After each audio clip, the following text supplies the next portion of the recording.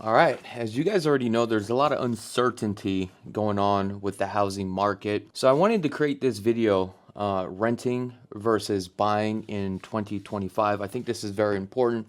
There's a lot of people who are sitting on the sidelines and a lot of people are still buying homes as well. You have a lot of people thinking that the housing market is going to crash and they are just wanting to rent, and I totally understand that. Then we have the other side where interest rates have gone skyrocket. At this point, the federal government had printed over, $39 trillion, and that's the reason why we have hyperinflation, and that's the reason why home pricing is high today. So people figure if inflation keeps increasing, why don't I just buy a house right now? And then the next 10, 15, 20 years, home pricing will continue to go up. So I understand both sides, okay? But if you are just kind of sitting on the sidelines and you're not too sure if you should be buying or renting, it just really depends on you, okay? So you need to identify how long you will be staying in the property. Now, if you're going to be staying in the property for, 1 or 2 years, then maybe it's not a good time to buy, right? Because there's a lot of uncertainty and you're just not comfortable with it. And I totally understand. Renting versus buying for 2025. So before we get started in how to identify if you should rent or buy, I've created 2 lists here. And the list is pros and cons, renting versus buying. So let's look at the positives for renting a property. It says here that the flexibility to move. So if you ever have like a job change or anything like that, lifestyle shift, you can pivot and move quickly. And that is awesome if you could do that, right? Because you're just not too short. Now, we also have lower upfront costs, usually just the down payment in the first months, right? Other than if you went to go buy a home, obviously there's going to be a large down payment and closing costs. Now, the other thing is predictable monthly housing cost. And what this is talking about is when you make a monthly payment towards rent, you know what that's going to be. You already know how long your lease is for. But then when you own a property, right, what happens is even though that your principal and interest stays the same, believe it or not, your taxes and your insurance can go up. And we've seen this across the country. Now, the maintenance is usually covered by the landlord. And owning a home, believe it or not, this could actually happen, okay? A lot of times people think that, owning a home doesn't come with maintenance. There's a lot of responsibility to own a home. And there's a lot of homes that I do sell where people have lived in a home for like 5 or 10 years and they haven't done anything to the home. And there's a lot of wear and tear. And these little deferred maintenance really adds up. No property taxes. That's a plus. Less financial risk in the market swings, right? If the market dips, then you're going to get hit hard. You'll have more liquidity. So the money that you don't tie up on a down payment, you could use this for like your savings or to invest. Another positive thing is that you can really drive and test the neighborhood. So let's just say if you're moving out here to Vegas, you may just want to rent for about a year and just kind of figure out where you're going to want to be, right? Because you may buy a home in a neighborhood and you realize you don't like that neighborhood. Fewer ownership responsibilities. Now, this means that, as you are a renter, you don't have to pay for like the HOAs or anything like that, the trash or the sewage. May improve your debt flexibility. Now, when you're renting out a property, this allows you to save more money just in case if you got some debt that you need to pay out. There's a lot of pros to, really renting a home. So I do encourage you to rent a home if you feel that you need to rent a home. So this channel is not about trying to convince you to buy or sell a home. I just want to tell you how it is. Now let's take a look at the pros of owning a house. You actually build equity over time, and we've seen that time and time again. Okay, potential appreciation that may increase in value over the long term. So remember that, the long term. If you're buying for the short term, this could be very dangerous because now you are gambling. Now you're going to have more stability. And what I mean by this is that when you have a mortgage payment, it's going to be fixed other than the taxes and the insurance, but you know what you're going to be making every single month. Now, when you rent the property, you may be in a desirable location where after a year and you still want to stay there, your landlord may increase the rents by $100. Now, another benefit for owning a home is control and customization here. Okay, you can paint, do the landscaping, you could do whatever you want to a home. Unfortunately, if you are a renter, you won't be able to do anything like that. Now, one thing that I do like about owning a home myself is that the tax advantage. Now, sometimes a mortgage, interest, and property taxes deductions may apply depending on your situation. Oh, here's a good one. Forced savings. Paying the mortgage can act like disciplined wealth building. So every month that you are making a payment, you're paying down the principal. Inflation head. A fixed mortgage payment gets cheaper over the time as it increases in price. So what they're talking about here is, remember, when you do like a 30 or 15 year, typically the first about 75% of the loan, it's front loaded, but as you're constantly making payments, it's going to get cheaper and cheaper. Pride of ownership, emotional benefits. That's true, and I totally agree with this, because when I bought my first home, I remember just sitting on my bike in front of my home and just looking at my home. And when I got inside the home, it was a bank-owned property. I started doing some painting. I did the flooring. And now, like, if something breaks, like, I literally take care of the house, like, right away. Versus if you're a renter, a lot of times these renters just don't even care, right? Oh, here's a good one. The ability to leverage, use equity for future investments, like cashing out, doing a HELOC, or cashing out, refinancing. Sometimes in life we need to do this, especially like as investors. When our home builds up a certain amount of equity, we may pull some of that money out and utilize that money to go buy another property. So that's definitely a benefit. Rental income options, like you can do, like you can rent out a room, ADU, or you can even do like some house hacking, right? Again, this is where it goes back, where you can actually take out like a HELOC or equity line of credit and go buy another investment property. Long-term cost advantages. After years of ownership, the total cost can beat renting in many markets, and that is so true. Estate and legacy. Look at this. You can actually pass on your property to a family member through family planning, and that's the best thing about it, right? As you're building equity, you may pass away, you have a will or a living trust. Now, if you guys don't know where to get a will or living trust, I have an attorney that handles all our properties. I'll be happy to send it to you. Just go ahead and, reach on out to me. Now, let's take a look at the negatives between renting and buying. So, renting a home. No equity can be built. We already know this. That sucks. Rents can increase. Yes, believe it or not. Less control. Landlords can sell or change plans. And I've had this happen all the time. I have a friend that has staying in a rental property, and they get a notice from the landlord. Hey, your lease is about to come up. You got to leave. We're going to sell the property. Here's another one. Limited customization. Rules plus fees and late fees, pet fees, HOA rules, even as a renter. As you are a renter, there's really nothing that you can do to the house. Technically, you're not even supposed to be painting your walls, right? Because you don't want to lose your deposits, because some of these deposits could be $2,500 or $5,000. Here's the thing, when you rent out a property, a lot of times what happens is in that contract, the landlord can come by the property anytime with a 24-hour notice. Would you want a landlord to constantly come in and out of your house? Jeez. Weaker inflation head. Rents often rise with inflation. Ownerships can protect with a fixed mortgage. That is so true. And this is what I talked about with inflation. As we get more and more inflation, home pricing goes up, the cost of living goes up, taxes and insurance goes up. So what does your landlord do? Increase those items as well. You can miss out on appreciation. You generally don't get home ownership tax benefits or value growth, okay? Can be costly to move. Deposits, moving costs, application fees, and time off of work. Now let's take a look at the negatives of buying a home. The upfront costs, the down payment, closing costs, inspections and appraisals, moving and repairs. Guys, this is so true. When you buy a home, there's so much fees involved. You've got the down payment depending on the type of loan program.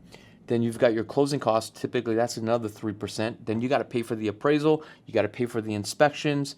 Then once you get into the house, right, you may be purchasing a home that's brand new, now you're required to do the backyard. You might want to do some painting. You also got to move maintenance and repairs like HVAC, roof, plumbing, appliances, surprises can be expensive. And this is so true, guys. When you own a home, be prepared because it is not cheap to be a homeowner. Less flexibility to move and sell takes time and money. Look, when you guys buy a home, you got to understand you need to be in a home for a certain period of time where the growth, the equity, has superseded all the costs and fees to sell your home. And what I mean by that is, if you bought a home today for $500,000, just because you bought it today at $500,000 and it's worth $500,000, it's going to cost you to sell that home. Because with closing costs, fees, and realtor fees, and all these additional fees, typically that's about 7%. So you're going to need at least 7% of $500,000 just to break even. So that's something that you keep in mind. So if you know the market grows 1% every year, that tells me that you're going to have to stay in the property for 7 years. So that's how you'll kind of analyze that, right? Higher monthly payments, sometimes mortgage, taxes, insurance, and HOAs and maintenance can increase. Not the principal and interest, but taxes and insurance and the HOAs. And obviously the maintenance. Property taxes and insurance can rise. Okay, we just talked about that. The opportunity cost. Money ties you up in a down payment. Equity can be used elsewhere. Okay, closing costs and fees and commissions. We talked about that. More responsibilities as far as yard work, upkeep with the maintenance. We already talked about that. HOA restrictions. Harder the cash in crunch. So sometimes when you move into a home, something happens. Now you want to do a HELOC, but you realize that you don't have enough money to do a HELOC. Now all that money is tied up because you put down 20% on your home. Interest costs, and early on, a big chunk of early payments goes into interest, not principal. And we talked about this. When you get a loan, you always get front loaded, which means a majority of that payment is going towards interest. So now that you understand the pros and cons, let's figure out how do we actually determine should you buy or rent. So the first thing that you need to do here is figure out if you were going to buy a home, what type of home you want to buy. So these are 5 things that I really focus on, right? The most important is the location, the square footage, bedrooms, bathrooms, and garage. So as an example, location-wise, I was looking at Inspirada, okay? And now Inspirada is a master plan community. Now the living square footage, I was looking between 1,800 square feet to 2,000 square feet, 3 bedrooms and up, 3 bathrooms and up, and also 2-car garage and up. Once we have this and we identify what we want in a home, the next thing is to take a look at the rentals. So I was looking at the rentals in Inspirada. Right now, for the average rentals in Inspirada is $2,250 a month. Now what do you get? 1,843 square feet, 3 bedrooms, 3 bathrooms, and a 2-car garage. This is important. Once you have this information, make sure to get with your local real estate agent, and they should be able to pull up all this information to tell you exactly how much your rents will be and what's the minimum square footage, because we need this information, okay? Now that we have this information, the next step would be, if we actually consider of buying a home, what would the purchasing power at a monthly mortgage payment of $2,250 a month would be? So we already know that if we went to go and rent a property in Inspirada, it's gonna cost us $2,250 a month.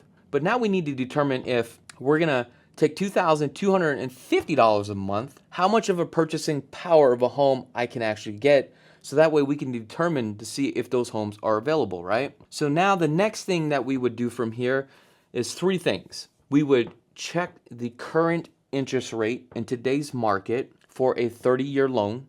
So this is going to be very important, so that you need to do this. How much you are going to put down, okay? Because we need to determine if you're going to be put down 3%, 5%, 10, or 20%. Now the next step would be to visit simplyvegashomes.com. That's right. Now, under the free product tab, we actually have a mortgage calculator. Now within the mortgage calculator, all you're gonna do is punch in this number here. And this is for an example. This is what I did, okay? For an example, the interest rates today are at 6.5%, and I'm assuming that I'm gonna put 20% down. on a 30-year fix. My purchasing power right now, based upon those numbers, is $350,000, which means my monthly principal, interest, taxes, and insurance is at $1,956. So now we know that if I was going to go rent a home in Inspirada that's 1,843 square feet, I'm paying $2,250 here. But then I can go ahead and buy a home for $350 in Inspirada, and now my monthly mortgage payment is $1,956. Now that we have these two numbers, but now we need to figure out at $350,000, can we get the exact same home? And the answer is no, because there's currently no homes in Inspirada right now at $350,000. So it doesn't make any sense. Now this is for shits and giggles.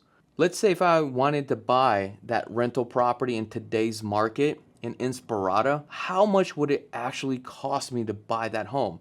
So the next step I would have to do is figure out and look at homes in that area with the same square footage and how much does it cost. In today's market, it costs us $530,000. Now, if I put down 20% of that, ran the same scenario, now my monthly payment on principal, taxes, and insurance would be, get this, $3,186. So now the question is, for the exact comparable home, is it better to rent the exact home for $2,250 or buy a home for $3,186? If I rent a home, I'm saving about like what, $900 a month? Now on the flip side, if I buy the home, I'm secure with that monthly payment, and I also have appreciation for the near future, and I get a tax deduction. But is it better to buy or is it better to rent? So guys, I hope this video has really helped you out to figure out to see if this actually makes sense or not. But let me know in the comments below, in your area, is it better to rent or buy a home? Other than that, I wish you guys nothing but the best. I'm Chakits, and be blessed. Peace. If you are considering moving to Las Vegas, we have a lot of free products. We have the relocation guide. Now the relocation guide talks about neighborhoods, surrounding areas, and school zones, hospitals. Now once you subscribe to this, what's included is the power pack. What is the power pack? The power pack also includes the current housing market for the month. This talks about single family residents, condos, and townhomes. And also we have the economic study of what's going on within Las Vegas, Henderson, and North Las Vegas. Now, if you're just a first-time home buyer, just don't really understand the process, we have the free buyer's guide. This will literally walk you and prepare you for your first purchase. Now, if you are planning on financing, you got to get the mortgage hacks. The mortgage hacks is inside secrets on how to save thousands of dollars of the life of your loan. This also talks about all the type of loan programs, state programs that are available to you as a buyer.